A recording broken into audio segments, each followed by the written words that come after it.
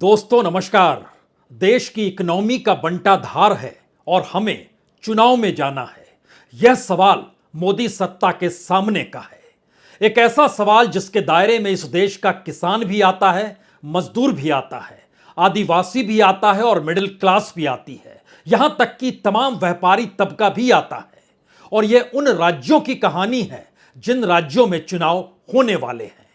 और बीजेपी अब संभल संभल कर कदम रख रही है या मोदी शाह की बिसात पे अब मोदी ने मान लिया है कि अब उनके चेहरे के आसरे जीत नहीं मिलेगी। और सच तो यह भी है कि यह तीन ऐसे राज्य हैं जहां पर 2014 की बम्पर जीत जो लोकसभा में मिली थी उसके महज 4 बरस के बाद ही इन तीनों राज्यों में बीजेपी हार गई थी।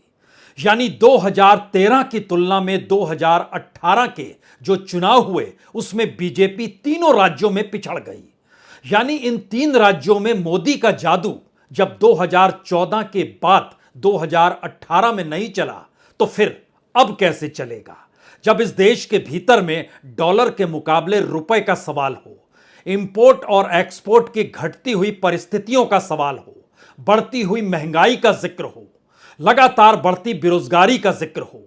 इस देश के भीतर में ग्रामीण इलाकों में महंगाई शहरों के मुकाबले कहीं तेज रफ्तार से दौड़ रही हो, तो ऐसे में दोष किसे दिया जाए और दोष जिसे दिया जाए उसका जादू काम कैसे करेगा।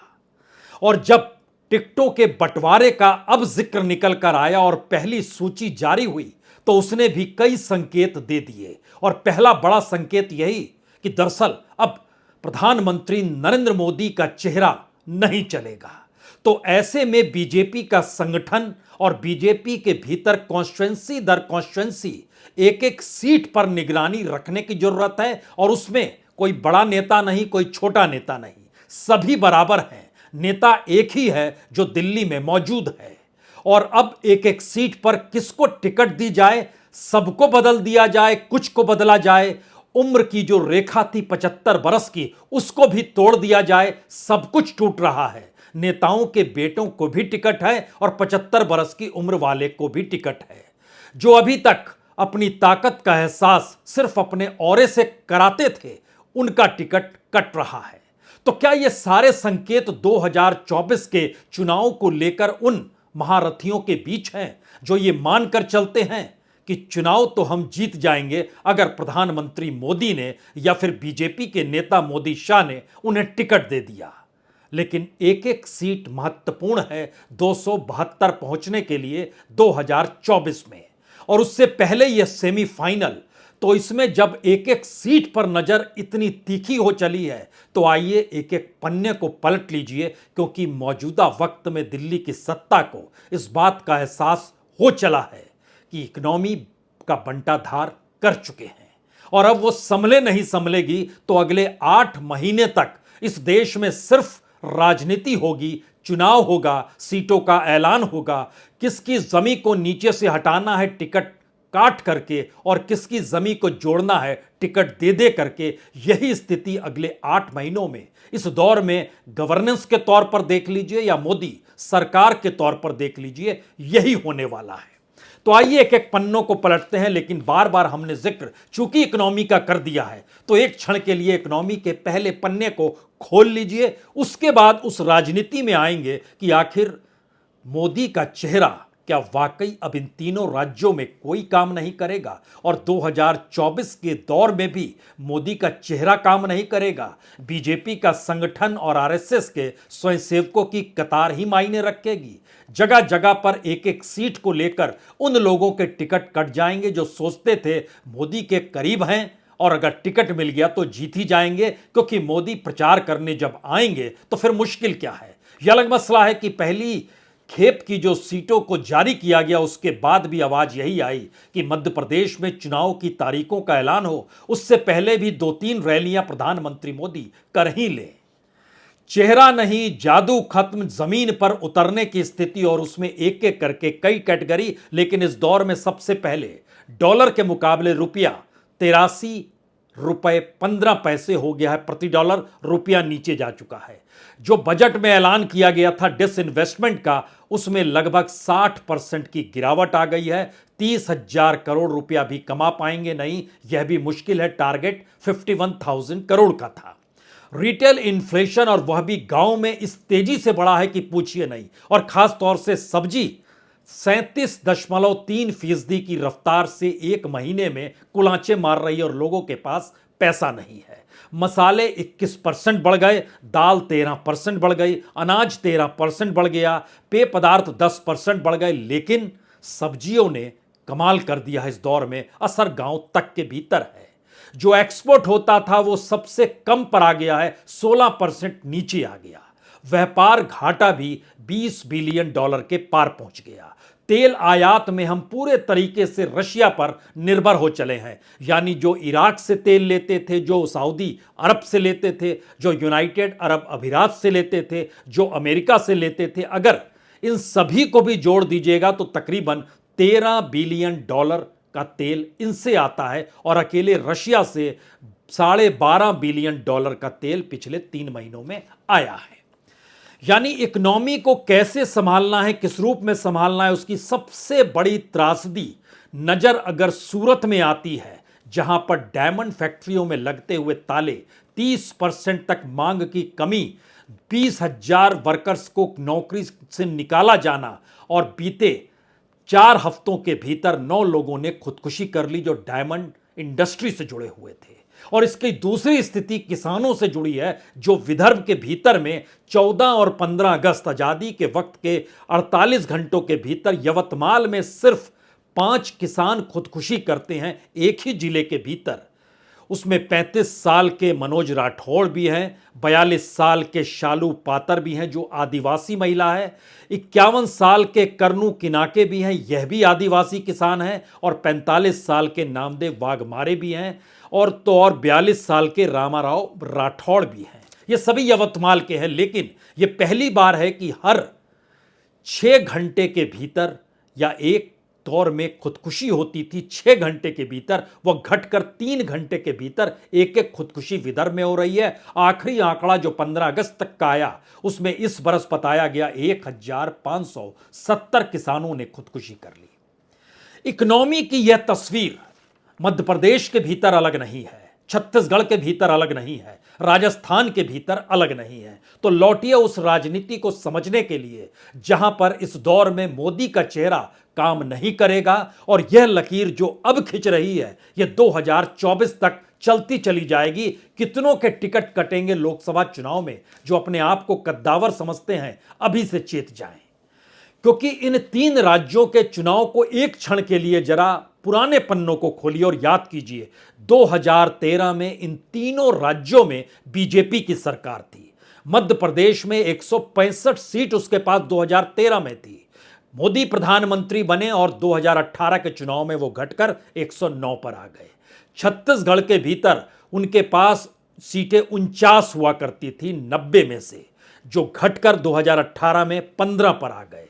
राजस्थान के भीतर 163 हुआ करती थी, वसुंधरा का जलवा था। लेकिन 2018 में वसुंधरा से झगड़ा और घटकर स्थिति 73 पर आ गई, और इस बार भी झगड़ा कहीं ज्यादा तूल पकड़े हुए है, और यह बात तय हो रही है कि वसुंधरा का उपयोग किया जाए, साथ लिया जाए, ना लिया जाए। सियासी तौर पर अपनी ताकत को मोदी शाह गंवाना नहीं चाहते हैं। राज्यों को भी दिल्ली ही हांकेगी, यह संदेश बहुत साफ है। इसीलिए टिकटों के वितरण में ना किसी मुख्यमंत्री की चलती है, ना ही किसी कमेटी की चलती है, बल्कि तमाम रिपोर्ट्स को परखते हुए जिस अंदाज में टिकट बांटे गए, उसमें एक एक पन्नों को जब आप खोलिएगा तो पहला पन्ना आपके सामने मध्य प्रदेश का होगा। 39 सीटों का मैसेज क्या है? 12 नए चेहरे हैं, 27 पुराने चेहरे हैं। 50% हारे हुए चेहरे भी चलेंगे, उसमें से 14 चेहरे हारे हुए हैं, यह भी मैसेज है। 75 बरस से ज़्यादा की उम्र भी चलेगी। और इन सब के बीच जो ताकतवर हैं, जैसे चांचोड़ा से प्रियंका मीना को टिकट दिया गया, जिनके पतिदेव IRS हैं, दिल्ली में पदस्थ हैं, और इनके जो दादा हुआ करते थे, दादा ससुर कहिए जो होते थे, वह कांग्रेस के हुआ करते थे और मंत्री भी रह चुके हैं। लेकिन सीटों पर ना जाइए, जरा इसको समझिए कि अंदाज क्या है। जाति समीकरण के हिसाब से जो टिकट दिया गया वह 6 जगहों से दिया गया, सबलगढ़, पिछौर, बांडा, छतरपुर, जबलपुर पूर्व और कसराबाद। यानी जाति समीकरण मैटर करता है, इससे कोई अलग भिन्नता होनी नहीं चाहिए। जो संघ से जुड़े हुए हैं वह भी मायने करते हैं। 3 लोगों को पहली बार खुले तौर पर स्वयंसेवक थे, प्रचारक थे, टिकट दिया गया। जैसे हीरा सिंह श्याम है जो कि पुष्पराजगढ़ अनूपपुर में आता है, उनको वो स्वयंसेवक रह चुके हैं। उसके बाद दूसरा नाम है विजय आनंद मरावी, ये बिछिया मंडाला से आरएसएस के प्रचारक रह चुके हैं। राजेश सोनकर सोनकच्छ से संघ के बेहद करीबी हैं, तीनों को टिकट दिया गया। सिंधिया के करीबी 2 ही हैं जिनको टिकट दिया गया। उसमें एक नाम इस बात के लिए महत्वपूर्ण है कि उनकी उम्र जो है वह 75 के पार है, लेकिन उनको चंदेरी से जगन्नाथ रघुवंशी को टिकट दिया गया। यानी 75 साल से ज्यादा को टिकट नहीं देना है, लेकिन यहां दिया गया। दूसरा नाम एंदल सिंह कसाना जो सुभावली से जिनको टिकट दिया गया, उनको टिकट दिया गया। कुछ बड़े नेताओं को साथ करीबी को टिकट इसलिए दिया जा रहा है कि इस बार सामूहिक तौर पे सभी कूद जाएं। इसीलिए प्रहलाद सिंह पटेल जो मंत्री हैं, उनके व्यक्ति लखन पटेल को पातरिया दापोह से टिकट दिया जाता है। गणेश सिंह जो है सांसद हैं, उनके करीबी सुरेंद्र सिंह गद्दावर चित्रकूट सतना से टिकट दिया जाता है। सत्यनारायण जेटिया ताराचंद गोयल तराना से टिकट दिया जाता है, इनके करीबी है। थावरचंद गहलोत के करीबी सतीश मालवीय हैं, उनको टिकट दिया जाता है छटिया से। नड्डा की टीम में थे ओम प्रकाश धुर्वे, उनको भी टिकट दिया जाता है डिंडोरी से। केंद्रीय मंत्री के करीबी हैं एक महेंद्र नागेश जो गुड़गांव नरसिंहपुर से, उनको भी टिकट दिया जाता है। मुख्यमंत्री के करीबी हैं पूर्व मंत्री रंजना पटेल के करीबी हैं, और उनको कुक्षीधार से जयदीप पटेल को भी टिकट दिया जाता है। ये मैसेज क्या है? 4-5 खानों में जब आप मैसेज देखिएगा तो नेताओं के करीबी, क्योंकि बड़े बड़े कद्दावर नेता भी मैदान में उतर जाएं। जातीय समीकरण यकीनी तौर पर उस इलाके में पैठ होनी चाहिए। इलाके में जिनकी पकड़ है, ऐसे 5 लोगों को मध्य प्रदेश में टिकट दिया गया, लेकिन 3 नेता पुत्र को भी टिकट दिया गया। और जब आप उस 39 सीटों को परखेंगे तो एक लाइन आपके जहन में आएगी, क्या इस बार नरेंद्र मोदी का चेहरा मध्य प्रदेश में काम नहीं करेगा? अरे वो तो 2018 में भी नहीं किया था। यह सवाल मध्य प्रदेश के भीतर कांग्रेसी भी उठाते हैं और बीजेपी के भीतर फुसफुसाहट भी होती है, क्योंकि बचते बचाते 109 सीट पर आ गया और उसके बाद कांग्रेस को तोड़ना पड़ा, सिंधिया को लाना पड़ा, तब शिवराज सिंह चौहान की सरकार बनी। तो स्थिति मध्य प्रदेश में नाजुक है, इसीलिए अभी से भिड़िए उन सीटों की तैयारी जो आपके हिस्से में आती नहीं है, हार जाते। इसीलिए यह सूची का पहला संदेश, अब आने वाले वक्त में बीजेपी इस गुमान में ना रहे कि मोदी के चेहरे के आसरे वोट मिल जाएगा, इस गुमान में ना रहे कि मोदी रैली करेंगे और आपके पास वोट आ जाएगा, इस गुमान में मत रहिए कि किसी तरीके से वो कहीं पर जाकर रोड शो करेंगे, आपके हिस्से में आ जाएगा। ना तो यह हिमाचल में आया, ना ही यह कर्नाटक में आया।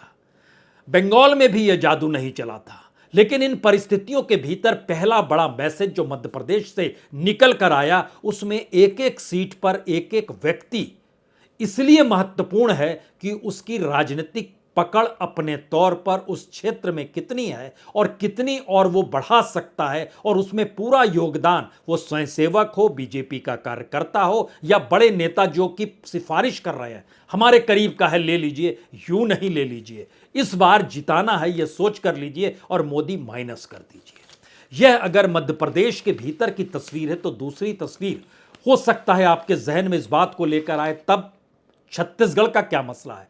छत्तीसगढ़ के भीतर जो 21 सीटों का ऐलान हुआ है, एक भी ऐसी सीट नहीं है जो पिछली बार लड़े थे उनको टिकट दे दिया जाए। स्थिति ऐसी है कि पहली बार जो कलेक्ट्री छोड़कर नेतागिरी में उतरे थे चौधरी साहब, भाजपा के महामंत्री बन गए थे, पिछली बार खरसिया से चुनाव हार गए थे 94,000 वोटों से। इस बार उनको भी टिकट नहीं और वहां से महेश साहू को उतारा गया। और तो और जो राम विचार नेताम होते थे, पुराने कद्दावर नेता, 1990 में पहली बार विधायक बने थे, 2013 तक विधायक रहे और उसके बाद हारे, तब जब देश के प्रधानमंत्री नरेंद्र मोदी बन गए। लेकिन उनकी कद्दावरी की पहचान अगर उस इलाके में है तो रामानुजगंज से उनको इस बार टिकट दिया गया, यानी नए हैं अपने तौर पर। लेकिन सब कुछ बदल दिया गया। छत्तीसगढ़ का भी मैसेज बहुत साफ है कि वहां पर रमन सिंह के भरोसे मत रहिए, वहां पर बीजेपी के किसी भी नेता के भरोसे मत रखिए। उस भावनाओं और उस नब्ज को पकड़ने की कोशिश कीजिए कि कैसे जीत मिलेगी। तो जो पंचायत स्तर के नेता हैं, जिन्होंने शहरों में महापौर तक का चुनाव जीता है, क्यों नहीं उनको सामने लाया जाए। और ऐसी एक बड़ी तादाद आपके जहन में उस दौर में आ जाएगी। 5 महिलाएं इसमें शरीक है जिसको बीजेपी ने टिकट दिया है। तो क्या यह संदेश 2024 तक भी जा रहा है, जो बता रहा है बहुत साफ तौर पर जिस कॉन्स्टिट्यूएंसी के भीतर जिसकी पकड़ ना होगी उसको हटाकर किसी नए को टिकट देने में कोई कोताही नहीं बरती जाएगी, वो चाहे कितना भी धुरंधर नेता अपने आप को क्यों ना मानता हो। और ये धुरंधर वाला एस्पेक्ट जो है एक झटके में राजस्थान के साथ जाकर खड़ा हो जाता है। राजस्थान का मतलब शायद एक ही है, वसुंधरा राजे सिंधिया। और वसुंधरा को लेकर कई सवाल इसलिए बड़े हो चले हैं कि वसुंधरा किसी भी कमेटी में रहेगी या नहीं रहेगी। नहीं रहेगी तो क्या वसुंधरा के लोगों को टिकट दिया जाएगा या नहीं दिया जाएगा। हमें लगता है कि इस प्रक्रिया के भीतर जो जानकारी वहां से अलग अलग रिपोर्टों के जरिए हमारे पास आई है, उसने बहुत साफ तौर पर बताया है कि चाहे वो वसुंधरा राजे हो, चाहे शिवराज सिंह चौहान हो, चाहे रमन सिंह ही क्यों ना हो, लीडर अब दिल्ली किसी को नहीं मानती है और कोई लीडर बनने की कोशिश ना करे। वह अपने आप को कार्यकर्ता माने। उसमें तमगा विधायक का लग जाए तो अच्छा है, मंत्री का लग जाए तो अच्छा है, मुख्यमंत्री का लग जाए तो भी ठीक है, लेकिन यह ना सोचे कि वह नेता हो गया है। और ये जो नेता वाला एस्पेक्ट है, इसको पूरे तरीके से धराशायी करना है। और इस धराशायी की स्थिति तभी बन सकती है जब विधायक जो चुनाव लड़ने जा रहा है उसके जहन में बहुत साफ हो। तो राजस्थान के भीतर में जो चुनाव प्रबंध समिति है उसमें वसुंधरा का नाम नहीं, घोषणा पत्र समिति है जिसको संकल्प पत्र कहते हैं उसमें वसुंधरा का नाम नहीं, लेकिन कैंपेन कमेटी बननी बाकी है, यानी चुनाव अभियान समिति बननी बाकी है। तो क्या उसमें जिसका नाम होगा वही दिल्ली के करीब है और दिल्ली उसके अनुकूल होगी, उसमें वसुंधरा का नाम भी हो सकता है क्या? यह तो एक सवाल है। लेकिन अगला सवाल यह है कि आखिर 2 राज्यों की जारी कर दी गई सूची छिटपुट सही, लेकिन राजस्थान का क्यों नहीं किया गया? तो क्या वसुंधरा पर दांव खेलें या नहीं खेलें, अभी भी इसकी उलझन है। वसुंधरा के जो एमएलए हैं जिनकी तादाद इस वक्त 40 से ज्यादा की है, उनको टिकट दिया जाए या ना दिया जाए। और दिया जाएगा तो दोबारा वो लौट कर अगर आते हैं तो फिर वो नाम एक साथ लेंगे या वसुंधरा के इशारे पर ही चलेंगे, तब क्या किया जाए। तो एक बड़ी रणनीति राजस्थान को लेकर बनानी है। लेकिन उसमें एक तरह से यह भी स्थिति है कि पहले ऐलान अगर गहलोत कर देते हैं, जिसका जिक्र वो कर रहे थे कि सितंबर के महीने में 100 उम्मीदवारों का ऐलान किया जाएगा, तो उसके जरिए आसान हो जाएगा गणित भिड़ाना कि किसको टिकट दे रहे हैं और किस जगह पर किसकी जरूरत है। अगर ऐसी स्थिति है तो 3 सवाल राजस्थान, छत्तीसगढ़ और मध्य प्रदेश से निकल रहे हैं। पहला सवाल जो सबसे बड़ा है वह यह है कि अब इन 3 राज्यों के चुनाव के दायरे में सब कुछ दिल्ली तय करेगी और इन राज्यों में कोई भी खुद को बड़ा नेता ना माने। यह पहला संदेश बहुत साफ है। दूसरा संदेश साफ है कि दरअसल इन राज्यों की राजनीति को अपने अनुकूल इसलिए साधना है क्योंकि 2024 की बिसात अलग अलग कॉन्स्टिट्यूएंसी में कैसे बिछेगी, यानी राज्यों के चुनावी जीत के आगे की परिस्थिति 2024 की जीत के लिए प्रधानमंत्री मोदी और अमित शाह आश्वस्त होना चाहते हैं। क्योंकि उनको पता है मध्य प्रदेश के भीतर चाहे 2018 में सत्ता गंवा दी गई हो, लेकिन लोकसभा में दोनों बार लगभग स्ट्राइक रेट जो था, एक वक्त 26 सीट मिली थी 2014 में और 2019 में 28 सीट मिल गई थी। छत्तीसगढ़ में भी यही स्थिति थी, एक वक्त 10 सीट मिली थी फिर 9 सीट मिली। राजस्थान की भी यही स्थिति थी, 25 सीट एक वक्त मिली, 24 सीट एक वक्त मिली। यानी इन 3 राज्यों को अगर आप एक लहजे में देखिए कि लोकसभा के भीतर इनका कितना योगदान है, तो उसमें बहुत साफ तौर पर आपको नजर आएगा कि 75 सीट तो इन्हीं 3 राज्यों में बीजेपी जीतती है। अगर 75 सीट इन 3 राज्यों से निकल कर आते हैं 2024 में और मौजूदा वक्त में इस तरीके से टिकट वितरण किया जाता है, जहां पर एंटी इनकम्बेंसी मौजूदा वक्त में जीत के बाद भी 2024 में ना क्रिएट हो और हार के बाद भी ना क्रिएट हो, यह पहली बार अपने तौर पर एकदम नई बिसात बताने की स्थिति में है।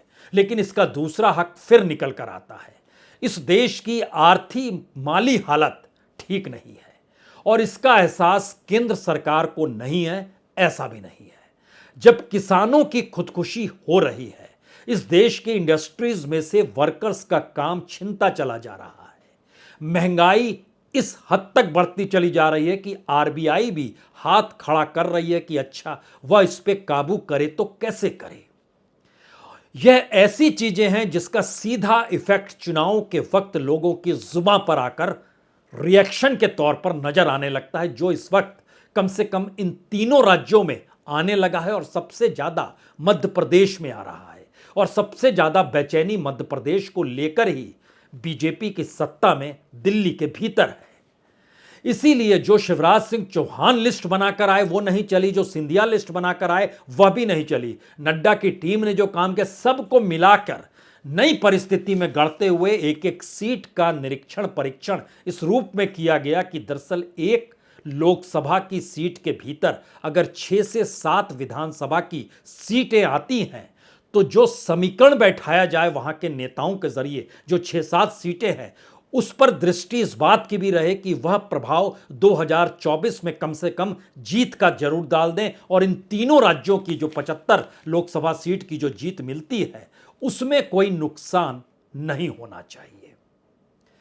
क्या इससे पहले ऐसी स्थिति 2014 या 2019 में थी? नहीं थी। तो 3 मुद्दे जो लगातार रेंग रहे हैं वो केंद्र सरकार द्वारा की गई बदहाली का मुद्दा है, वो राज्य सरकार द्वारा जनता के साथ नहीं सरोकार कर पाने की स्थिति है, और तीसरी परिस्थिति दिल्ली की सत्ता मोदी और अमित शाह की बिसात से जाकर जुड़ चुकी है, जहां पर अब उनके सामने बड़ा सवाल है कि क्या आने वाले वक्त में कोई बड़े ऐलान जो इस देश में सस्ता पेट्रोल डीजल दे दें, जो इस दौर में कर्ज मुक्ति की परिस्थितियां लाकर खड़ा कर दें, जो अलग अलग तरीके से अलग अलग समुदाय को कर्ज देने की विचार और सोच इस दौर में लाल किले के प्राचीर से किया गया, उससे कई कदम आगे बढ़ाए जाएं, यानी आर्थिक बदहाली को खत्म किया जाए या परसेप्शन के तौर पर बताया जाए कि दरअसल आर्थिक बदहाली कम करने की दिशा में मोदी सरकार अपने आप को झोंक चुकी है, यह मैसेज कैसे जाएगा? तो सवाल पहली बार सोशल इंजीनियरिंग और सांप्रदायिक तौर पर इस ऐलान का नहीं है कि वोटों का ध्रुवीकरण हो जाए। पहली बार उस जमीन के एक एक कण को परखते हुए दिल्ली 2024 को लेकर निशाना साधने की दिशा में बढ़ना चाह रही है, और यही मंत्र इन 3 राज्यों के चुनाव में दिए जा रहे उम्मीदवारों के टिकट जो हैं और जिनके कट रहे हैं उससे उनको जोड़ना चाहिए। और 2024 में जो कद्दावर लोकसभा के भीतर बैठे हुए हैं उनकी सांसें ना फूलने लगे कि इस दौर में वह मानकर चलते रहे कि मोदी है तो मुमकिन है। इस दौर में स्थितियां नामुमकिन वाली ज़्यादा हो चली है। बहुत बहुत शुक्रिया, बहुत बहुत शुक्रिया।